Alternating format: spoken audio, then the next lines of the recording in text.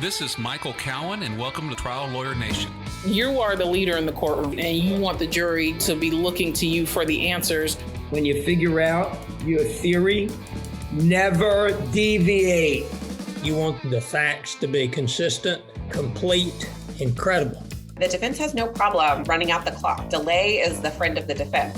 It's tough to grow a firm by trying to hold on and micromanage. You've got to front load a simple structure for jurors to be able to hold on to. What types of creative things can we do as lawyers, even though we don't have a trial setting? Whatever you've got to do to make it real, you've got to do to make it real. But the person who needs convincing is you. Welcome to the award-winning podcast, Trial Lawyer Nation, your source to win bigger verdicts, get more cases, and manage your law firm.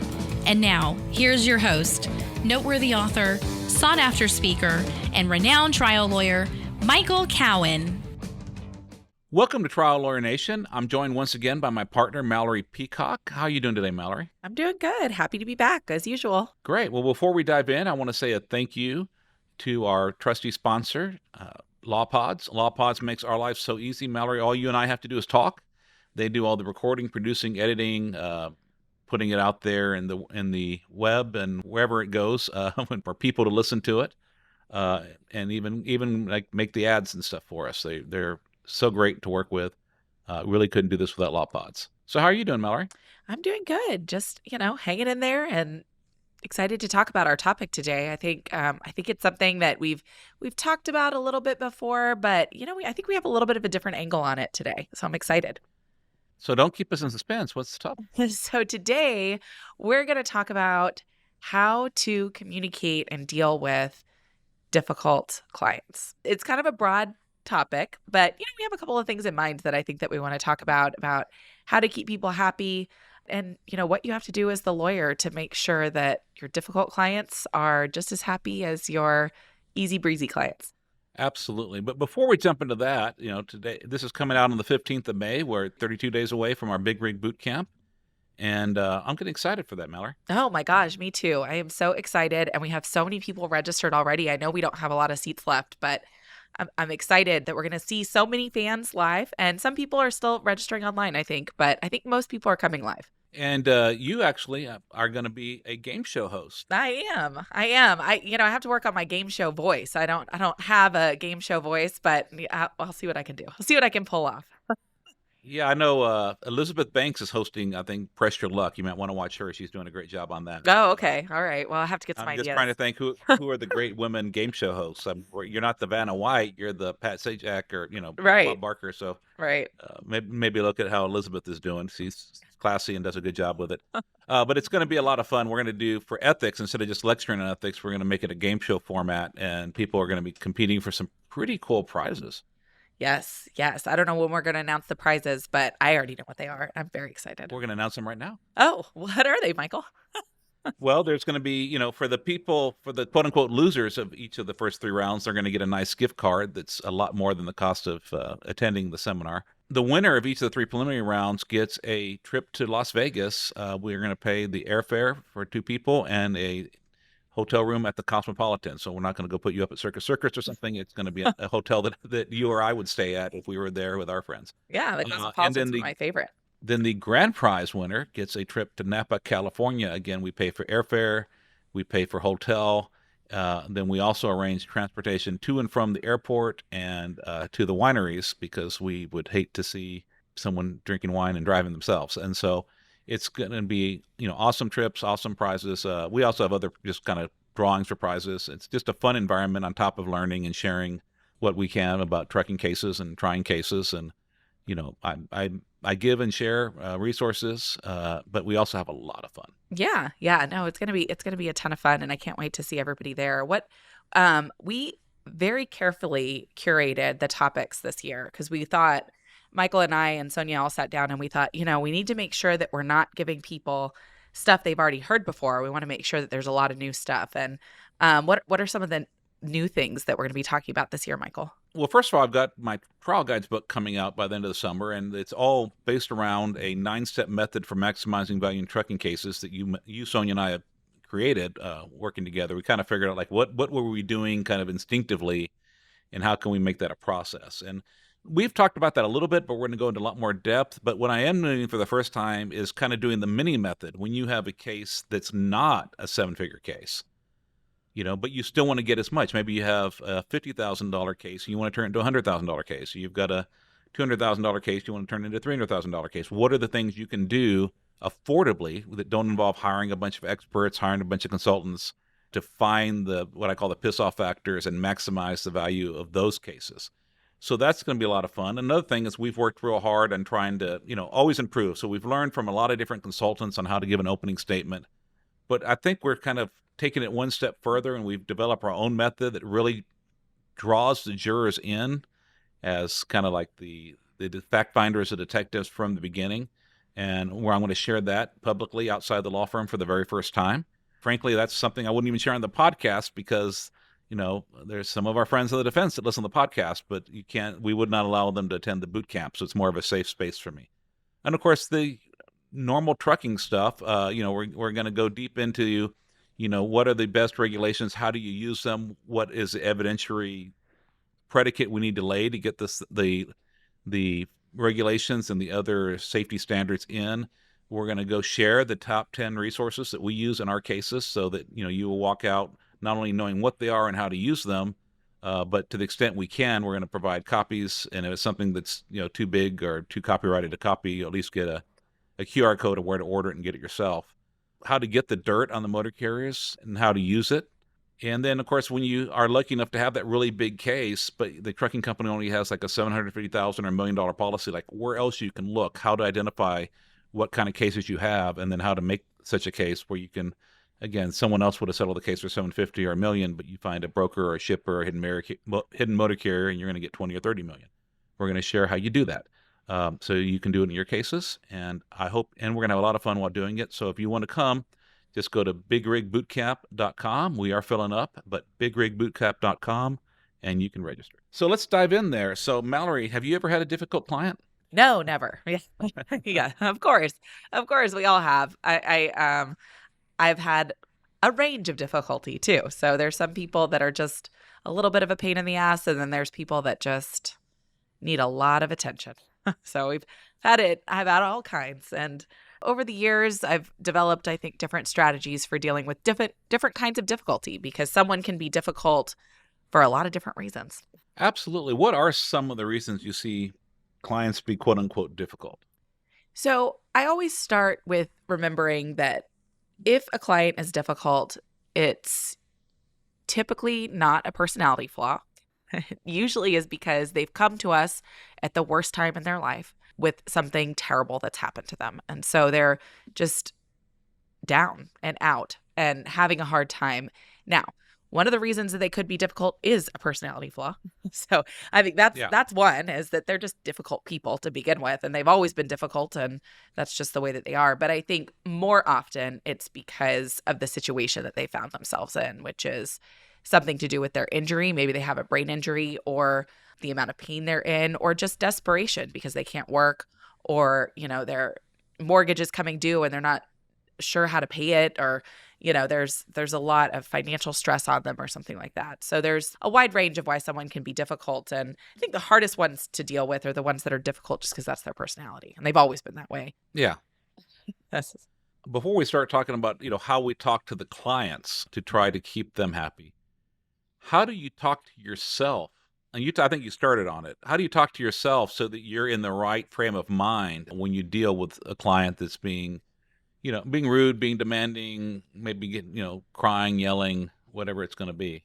Yeah. I mean, I always start with thinking this person has come here because something terrible has happened to them. They're not here to talk to me because they're at a great point in their life or the highest point in their life or something really fantastic has happened. It's always because it's probably the lowest point that they may have in their life. And so when I think about that, I think, God, how would I feel if I was in that situation? And what would I need from maybe the only people that'll listen to me? What would I need in that time from the people that will listen to me? And I think the biggest thing is someone that will listen and someone that will care. And we can offer both of those things. It's just a matter of getting yourself in the right headspace to listen and to care. It's not that I don't always care about my clients, because I do, but sometimes, some days you can care more than others because we all have our own personal stuff going on. And so you want to make sure that when you're having those conversations, you're in that right mindset to give them the attention they need, and to care the most that you possibly can for them at that time. And this is so hard to do, but I think it's so important to just try not to take it personal. Sometimes they do act like, oh, you're not doing anything on my case. I mean, that doesn't happen that often, but you don't care. You just care about the money. People will lash out. And a lot of times it's just because they need to vent. Again, they're going through something really stressful. They're frustrated, and they just need to get it out. And, sometimes if you just let them get it out, once they've kind of gone through it and processed it, then you can actually have a real conversation with them and get there. But if you just start arguing with them right away and they don't feel heard, then you're never going to have a good conversation with them. Right. Right. And we have to have difficult conversations with people, which makes it even harder, right? So they're already upset. They're already having a hard time. And then, whenever they hear from their lawyer, it always feels like, okay, what now? And what are they asking for from me today? And what's going on in the case now? And, unfortunately, with what we do, it's never, even if you settle a case for multiple millions of dollars, it's still not necessarily good news to them. Right. Because there's something terrible that happened to make that settlement possible. So rarely do we have what a client would actually consider good news, right? It might be good news to us, it might be good news for the case, but really for them, all of it is kind of bad or mediocre at best. So we have to keep that in mind too. Yeah, I think the first key, to dealing with potentially difficult clients is to not give them a real justification to be justifiably upset with us. And what I mean by that is, one, we have to act diligently on their cases. I mean, if someone calls you saying you're not doing anything on my case, and you go and look at the case notes and no one has done anything on that case in the last 90 days, it's like, well, they got a point. Right. They have a right to be upset about that. And so I think all the things we do of our regular meetings and reviews, and making sure that we are, constantly making sure no case is falling between the cracks, that people are working on the case, and that we're documenting what we're doing. So if the client calls and we're not available and they have to talk to a paralegal, or even the paralegal's not available and they have to talk to the receptionist, someone can go look in the file and say, hey, this is what they've been doing on your case.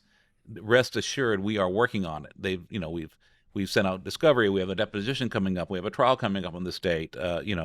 They're talking to the insurance adjuster, trying to get them to pay your property damage. These are the things they've done. They've sent in the estimate. They've called them. They've emailed them. That we're going to file a lawsuit if they don't pay it.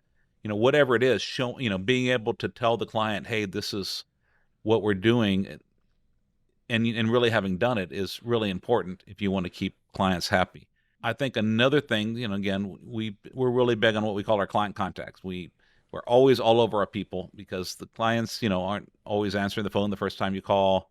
But we have a rule that there is we talk to clients fairly often, but there is a deep, what we call client contact call, at least once every 30 days, that has to cover certain subjects. And so at least once every 30 days, we're asking them how they're doing, but not just fine. Like, okay, well, do you still hurt anywhere? Where does it hurt? Are you seeing a doctor? Do you need help getting set up with a doctor if you're still hurt and you don't have an appointment coming up?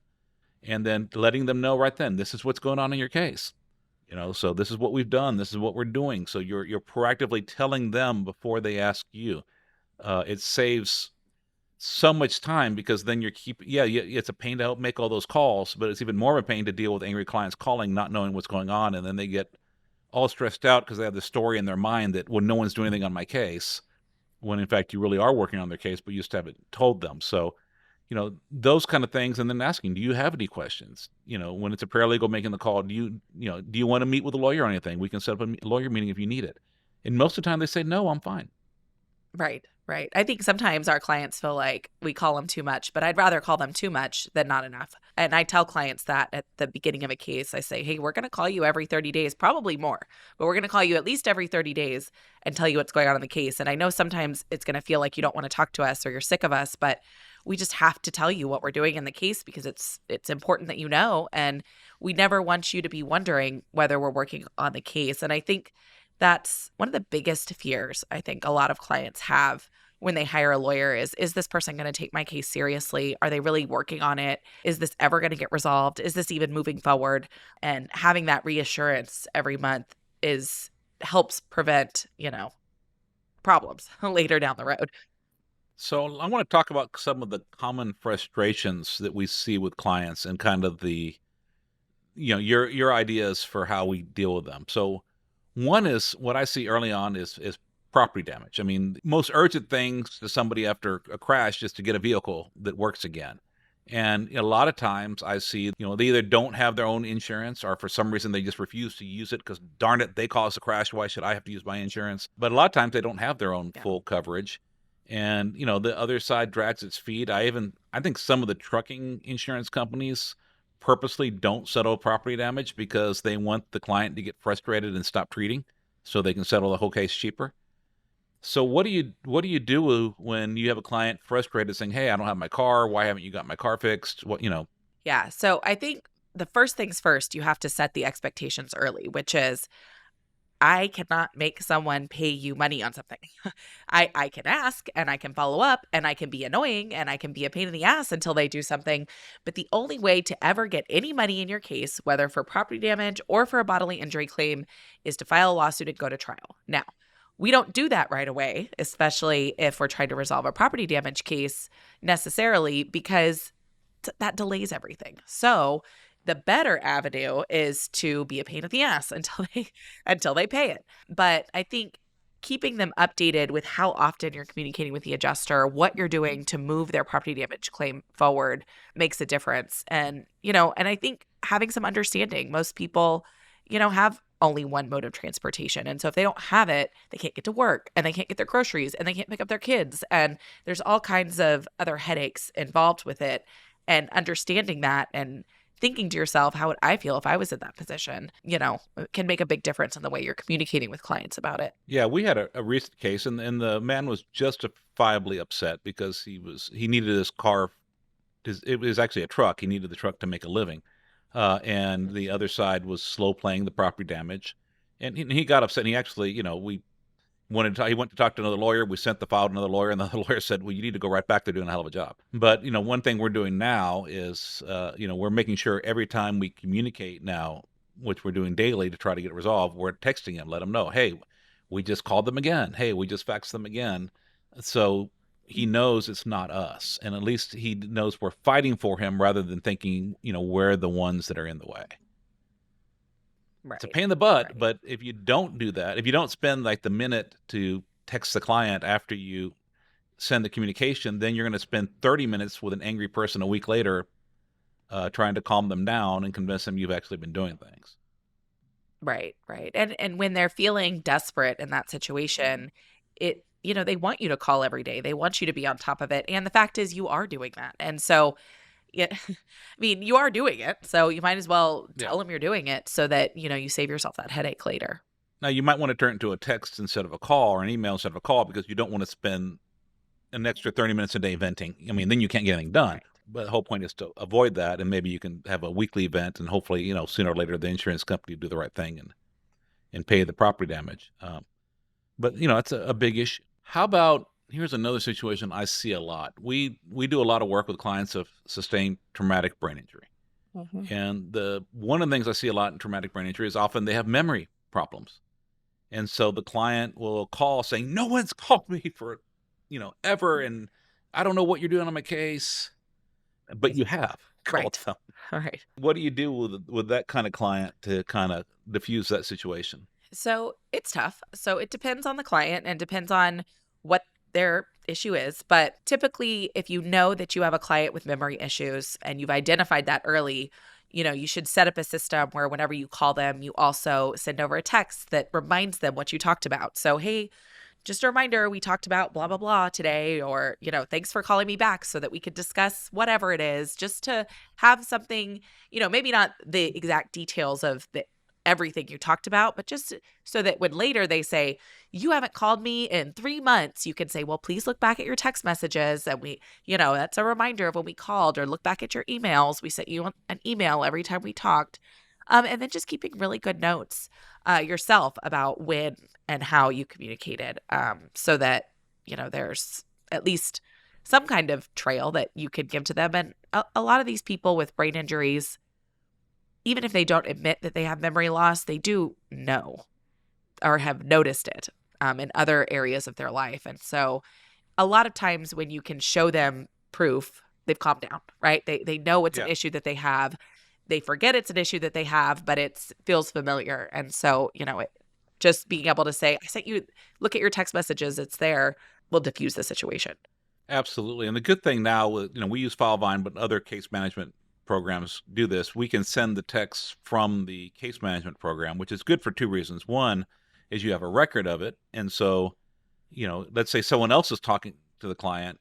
Let's say you're talking to the client, but it was the paralegal that talked to the client. You can say, no, so-and-so talked to you. Look at your text. She texted you on this day, and she texted you on that day after your conversations, which helps a lot. But the other thing is that they don't get your personal cell phone number. I know I have a debate with other lawyers about this. Some lawyers, I know, they give every client their personal cell, and they're available 24/7 for their clients.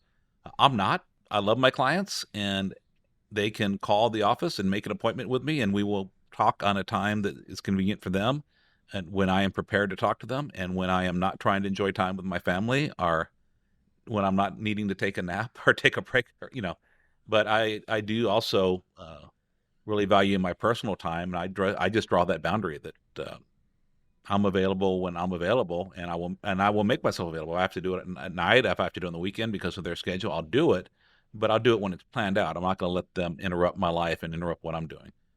The other thing is, frankly, when we're in court or doing a deposition, you have to have your phone off anyway.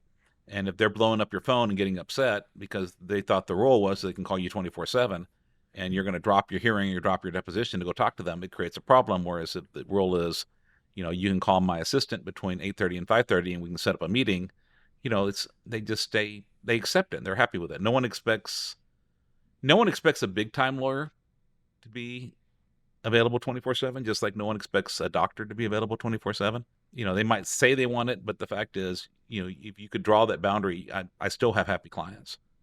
I do too. And I think this is a really, really critical component of keeping clients happy, is laying expectations early about what your communications will look like, how often they'll be, and what the expectations they should have for the communications that you'll have. And I tell clients at the beginning of every case, if you pick up the phone and you call me, I will probably not take your call. And I don't give clients my personal cell phone, but I won't take your call out of the blue because I'm working on someone else's case. And if you have a question for me, I want to be able to have a full answer for you. And I don't want to be distracted by something else. I don't want to be impatient because of something else going on. I want to be able to give my full attention to you. And the only way that we can do that is if we set up times for us to meet. And I'm happy to set up that time whenever it is, right? If it's in the evening, if it's on a weekend, but setting up the time so I can be prepared to give my full attention to them and to have a meaningful conversation where they can get the answers that they want or they need. And I never have anybody complain about that when I set up that expectation early. I've never had a client that said they didn't like me because I wasn't available to take their call at 11 o'clock at night while I'm asleep. So, I've not had that issue arise, but it's about setting expectations. Yeah, I do it very similarly. I tell them, when I'm working on your case, I will be doing nothing but working on your case. And so when I'm diving deep in your case, I'm going to have my ringer turned off. I'm going to have my email off. I'm not going to be checking things. In fact, I don't even have a phone in my office so that nobody can interrupt me when I'm working on your case. But for that reason, you also can't interrupt me when I'm working on your case or someone else's case. And so the system I have set up is I've got a wonderful assistant. Her name is Reagan Sanchez. You can call her. She will find a time, quickly, as soon as we can, where we can meet. She will tell me what we want to talk about. I will be 100% prepared to answer your questions, and we'll do it at your convenience as quick as we can. But that way, I'm doing the same with my other clients. So when they're calling me, I'm not going to interrupt the important work in your case because someone else wants to talk to me. They're gonna wait and then, still talk to me. And no one has like I said, no one The only people that ever have a problem with it is sometimes the referring lawyer that lives 24/7 and is freaked out all the time, and they give all their clients their cell phone number. Some of them don't like the fact that, they have no boundaries in their life, and they don't like the fact that we're doing ours because they've convinced themselves that you have to do that to get cases. But usually after we work with someone for a year or two, they understand like it works, and sometimes they even start, maybe turning off the ringer on Saturday morning or something so they can have a little bit of life. Yeah. I mean, I think setting the expectation is the critical component of it. And two, I mean, we're not doing something that requires, at least me and Michael aren't practicing the kind of law that requires someone to get an answer about something at 1 a.m. I mean, we don't do family law. We're not doing criminal law. We're not having people arrested and they need immediate assistance to get out of jail, or someone's not returning the kids. And so really there isn't anything in what we're doing, at least, that requires us to be available at midnight. If you have that mindset going in, then I've not found that clients have any kind of problem with it. And you just have to keep your promise. If you say that they'll be able to get a meeting with you or an associate within 24 hours after they call, and make an appointment, then, you need to stick with that. You can't give them an appointment 3 weeks from now or something like that, because then that will cause other problems. But I also find that when I schedule time to meet with people, there's less time spent in the meeting. Everybody's questions are answered and I'm more prepared. I hate when people call me out of the blue and expect me to just know whatever it is that they want to talk about, and I've not had any time to look into it. And so then I'm on the phone trying to look at it as they're telling me about it, and it just takes longer. And people are less satisfied with the answer because sometimes, you need to look something up. Whereas if you're prepared for it, the conversation goes much better. Each year, the law firm of Cowen Rodriguez Peacock pays millions of dollars in co-counsel fees to attorneys nationwide on trucking and commercial vehicle cases. If you have an injury case involving death or catastrophic injuries and would like to partner with our firm, please contact us by calling 210-941-1301 to discuss the case in detail and see where we can add value in a partnership. And now, back to the show. Yeah, they don't have the confidence in you because you didn't have the answer right off the top of your head. Whereas when you're prepared, right, because you knew what you're going to talk about, then you sound like you're on top of the case, and and then they feel safer, and they're going to be more trusting. Right. Here's another thing that I've seen. I'm seeing a little bit of a trend lately is that they're usually some of the less sophisticated clients that in negotiations, someone tells them, well, you gotta bargain, you gotta start high.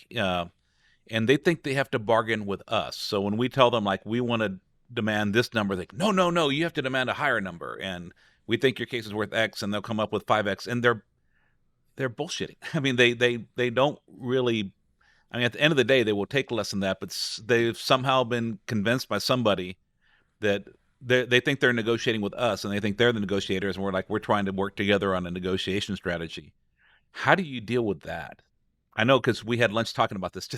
Yeah, it's a challenge. Each client has their own reason for doing that. You have to kind of identify where it's coming from first. So is it coming because they have, their sister's friend's cousin who got $8 billion because they stubbed their toe, right?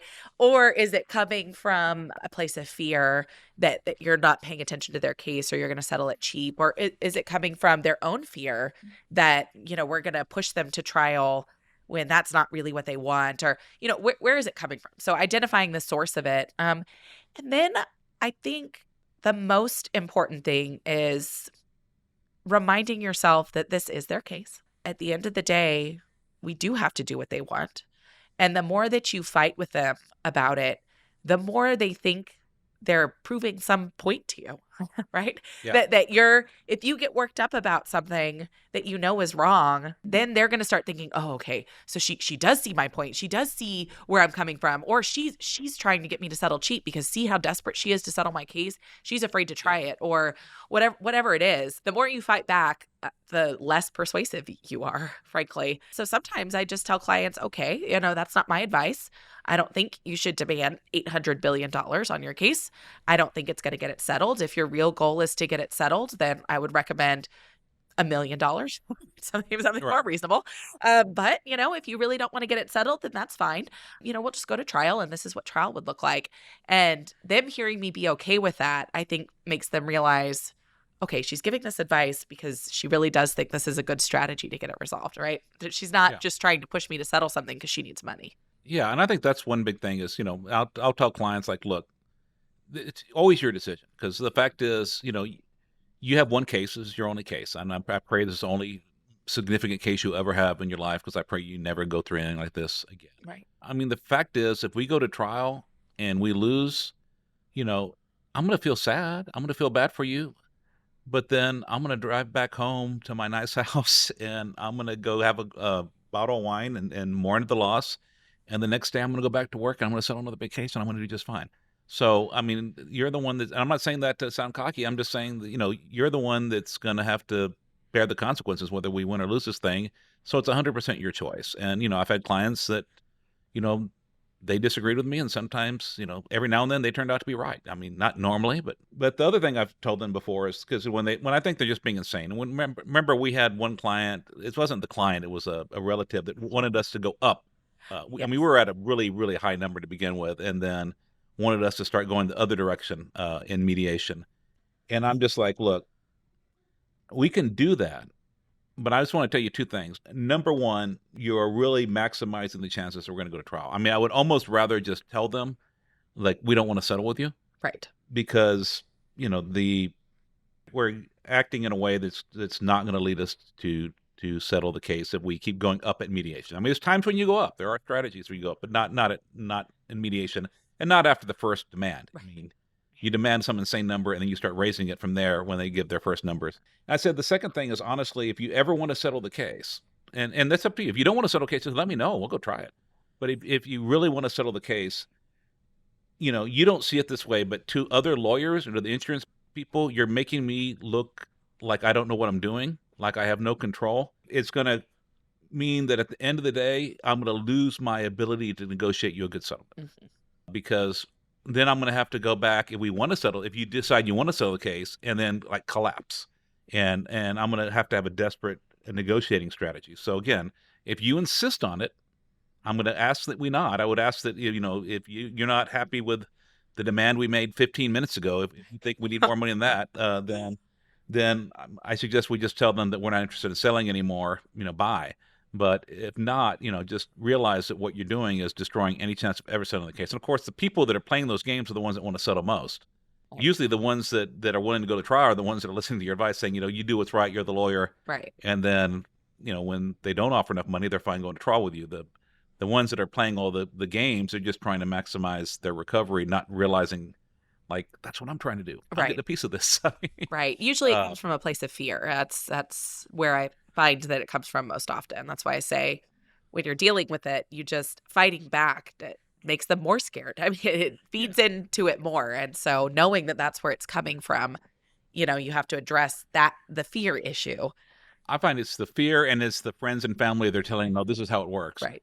And frankly, I mean, there are, unfortunately, lawyers that do try to just get a case settled. The clients aren't being difficult. They'll just try to settle it. So, you have to kind of convince them that you're willing to do it. And Mallory, there have been times that we've been wrong. Yeah. And we've been very happy to be wrong. Sure. Yeah. No, I tell clients that too. When I tell them this, I say, most of the time I'm right. When a client pushes me to trial and you should have settled, usually it doesn't turn out as well as you thought it was going to, but I can be wrong too. I think, Michael, you're probably thinking of two specific cases where we were very wrong. And happily so. You're happy to be wrong. Yeah. Yeah, one, we actually had the client sign in writing that we recommended that she take a certain amount, and that we thought we were likely to lose the case. And then just everything fell in place at trial. I mean, and honestly, after jury selection, that was not our advice anymore. It's just one of these, everything went, like the defense did everything wrong they could do. Everything possibly went right for us, and we got a verdict for 10 times the amount that we recommended you settle for. And I was so happy to be wrong. The other one was one that we really pushed the client to take a mediator's proposal, and pushed really hard and got them to agree. And then the defense wouldn't pay it. Right.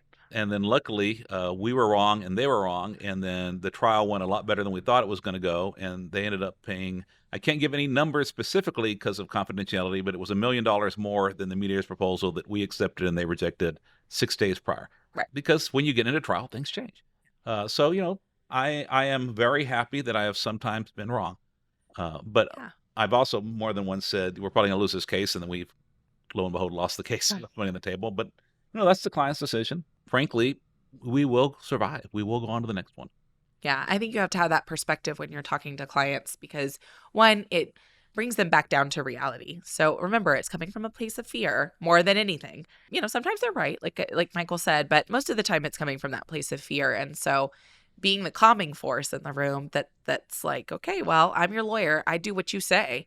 But, there is reasons I'm giving this advice. And here's the reasons I'm telling you these things. It can bring people back to reality. And, sometimes it doesn't. And you have to be okay with that as the lawyer. You have to be ready to say, okay, it's your case. We're just going to go try it then. And it is what it is. And that's fine. I'm a trial lawyer and we're going to do a great job for you, but we can't guarantee that you win. And we can never guarantee that. And frankly, there are some people who are so toxic that you need to ask the question, if, okay, I'm listening, I'm communicating well, I'm being honest, I'm letting people vent.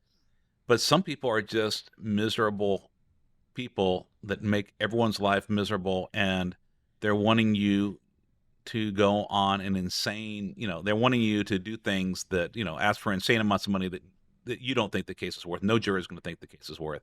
You have somebody with a chiropractic case that wants you to ask for $10 million and won't take any less than that. What I tell people is the contingent fee contract is not a suicide pact. Either you're going to put up with the person and treat them kindly and with respect and try to diffuse the situation, or you're going to say, look, you obviously need a better lawyer than me because I can't get you what you want. And so I'm going to give you that opportunity to find that better lawyer, and I'm out. But it's in litigation, you've got to file your motion, and you do it early enough where the court lets you out. So hopefully you've been communicating with clients, you sense these problems earlier. Yeah. And if it's, make sure you're not doing it when there's a trial coming up the next week or when the statute of limitations is going to run in the next 30, 60 days. But, some people you're never going to make them happy. They're going to be such a drain on your time and your emotional energy for the 1 to 3 years their case is going to draw on. And then they're not going to be happy at the end. And usually those are the cases that you end up cutting your fee almost to nothing just because you want these people out of your life. I mean, there is, I think, the situation when you just have to draw the boundary and say, this is not the right client for me. I don't want this person in my life. Yeah. I'm thinking specifically about, it was a million years ago at this point, but there was a year, Michael, where we were back when we were still doing some slip and fall stuff.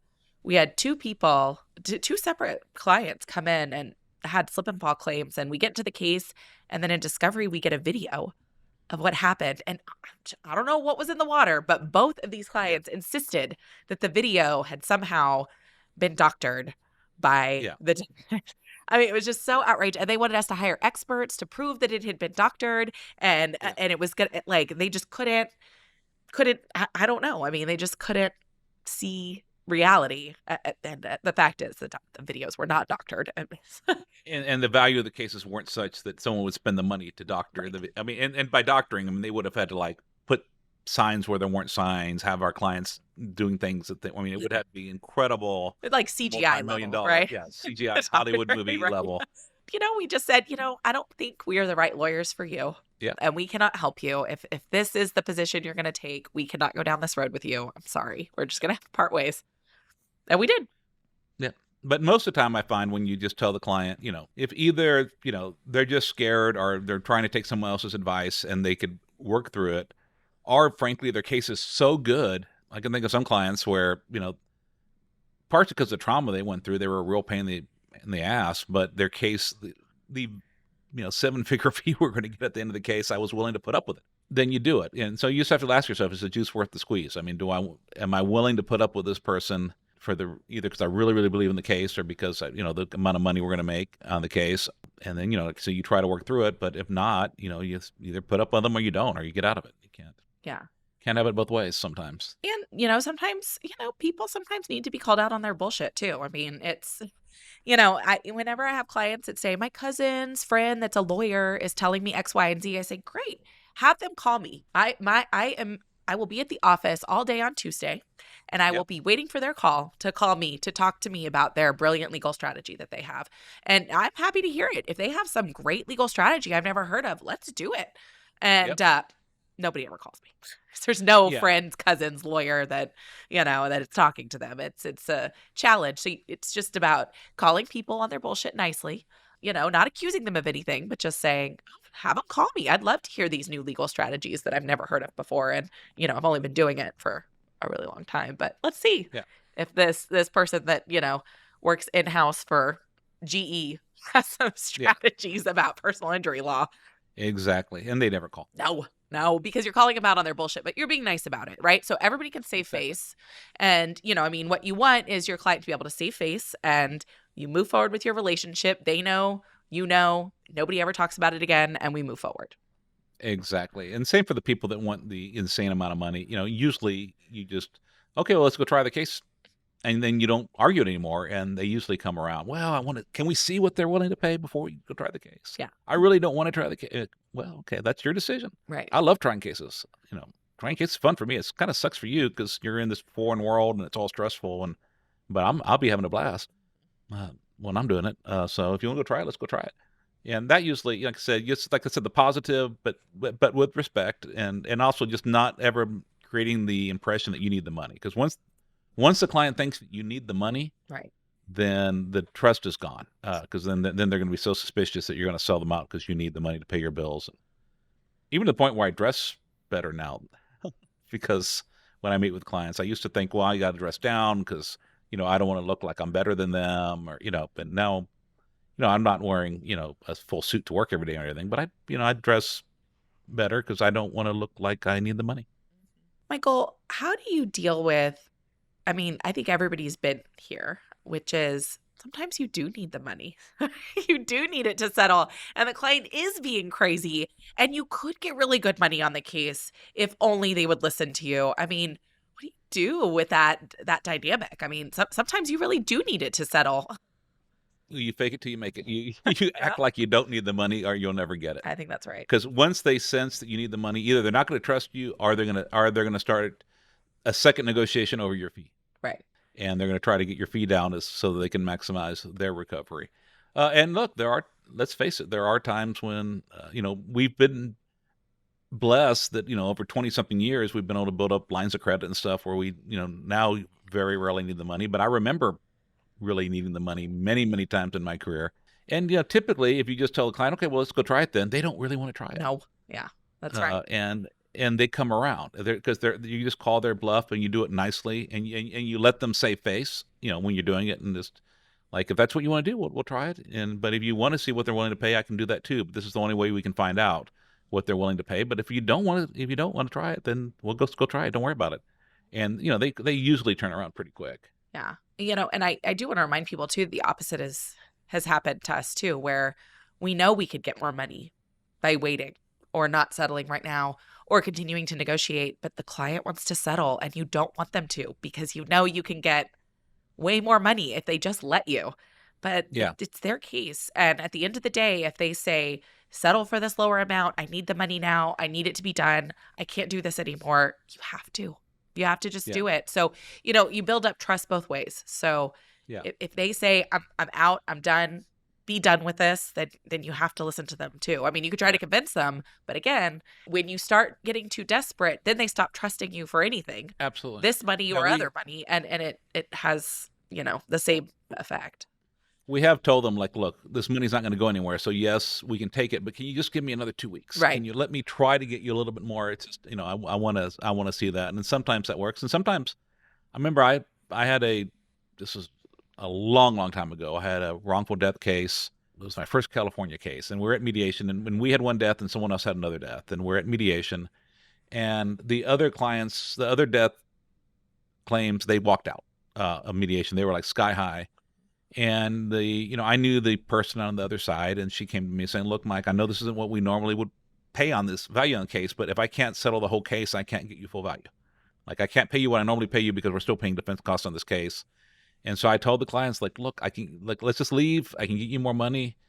And like, look, we like you, but every time we deal with this, it reopens the pain. I don't want to deal with it anymore. It's a death. It's, this money's not going to bring the person back.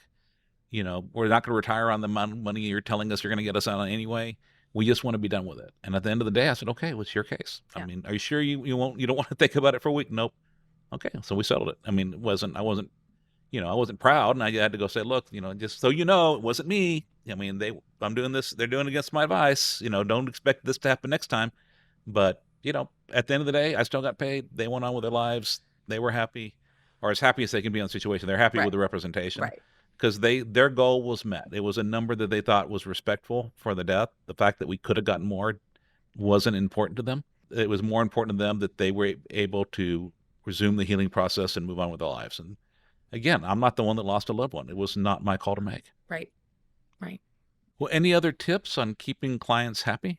I think one of the most important things is that you do set aside the time that a client needs to vent and to talk to you. Sometimes we are truly counselors, and you have to be that role sometimes, and sometimes it's hard to be. I mean, some people are hard to love, and it is what it is, but if you don't set aside that time, it's going to ruin your relationship with the client. Setting aside time, I've had clients just vent at me over the phone for an hour, and they need it, and it's not a waste of time. I will tell you that, to let a client do it. It's a waste of time if you do it every day. But setting up time to allow for that space is so critical to your relationship with the client and to their feeling like they got the representation that they deserved for their claim. And to do that before you're talking about money. Yes.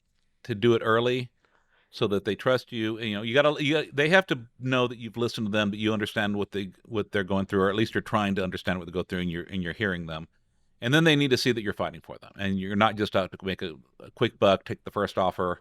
You're willing to try it. You're willing to follow their directions. When you do that, you really do build their trust. And making sure that you call it when it's not time to have the hard conversation. So I know this drives my paralegals absolutely insane, but I'll set up a call with a client to talk about, I don't know, something difficult. Like we need to send a demand, or, there's not as much coverage as we thought there would be, or I don't know, something went awry in the case, and I get on the phone with the client and we start having conversation, and it's not the time, right? Yeah. I mean, and so telling yourself, okay, well, we're going to have a different conversation today, and we're going to have this harder conversation later, and just setting up another call. I mean, sometimes it takes 2 or 3 calls to get to the bad news, just because, in order for the message to be heard and to come across the way that you need it to, sometimes it's a couple conversations. It's not just one. Yeah, I think the other 2 things is, give the client the time and the space to process. And then don't be afraid of silence. Like sometimes you got to sit there in silence while they process. If you try to fill it with words or try to pressure them into doing what you want, it does not allow them to heal and to trust and to process. Yeah. Also, I guess the final pointer, if you're doing a wrongful death case, be mindful of the anniversary of the death, the wedding anniversary, the birthday, Father's Day or Mother's Day. Don't talk settlement around those days. Don't deliver big case news around those days. Those are days when people are going to be emotional. You have to respect and honor that. And, if you have a client who's Mexican-American, Mexican Mother's Day, especially if they're from Mexico. I mean, in Mexico, they celebrate Mother's Day on a different day. Yeah, I think it's today, right? May 10th. I think this is coming out later. We're recording this a little bit in advance, but I think it's actually today. I thought you said that. I'm not sure, but I mean, but it's some of those cultural things you need to learn if you're going to represent people, so that you don't, maybe they just came back from the graveyard putting flowers on the grave because it's the anniversary of the death or because it's Mother's Day or their birthday. That's not the day to come talk about, we need to come down off our offer because we got some problems with contributory negligence. Right. Okay. Well, this has been good. These aren't the funnest parts of practicing law. I mean, going out there and kicking the other side's butt is a lot more fun, but this is so important because we are representing human beings. And, making sure that the people we represent know that we care about them, that they feel honored, they feel valued, and they feel like they can trust us because they really can, is so important. And it's one of the reasons I love practicing law with you, Malorie. Oh, thank you, Michael. Well, thank you all very much for listening. I hope you all can come to the boot camp if you'd like to, June 16th. Again, that's bigrootbootcamp.com. Come by and say hi. If not, please join us next time on Trial Lawyer Nation. Thank you for joining us on Trial Lawyer Nation. I hope you enjoyed our show. If you'd like to receive updates, insider information, and more from Trial Lawyer Nation, sign up for our mailing list at triallawyernation.com. You can also visit our episodes page on the website for show notes and direct links to any resources in this or any past episode. To help more attorneys find our podcast, please like, share, and subscribe to our podcast on any of our social media outlets. If you'd like access to exclusive, plaintiff lawyer-only content and live monthly discussions with me, send a request to join the Trial Lawyer Nation Insider Circle Facebook group. Thanks again for tuning in. I look forward to having you with us next time on Trial Lawyer Nation. Each year, the law firm of Cowen, Rodriguez, Peacock pays millions of dollars in co-counsel fees to attorneys nationwide on trucking and commercial vehicle cases. If you have an injury case involving death or catastrophic injuries and would like to partner with our firm, please contact us by calling 210-941-1301 to discuss the case in detail and see where we can add value in a partnership. This podcast has been hosted by Michael Cowen and is not intended to, nor does it create the attorney-client privilege between our host, guest, and any listener for any reason. Content from the podcast is not to be interpreted as legal advice. All thoughts and opinions expressed herein are only those from which they came.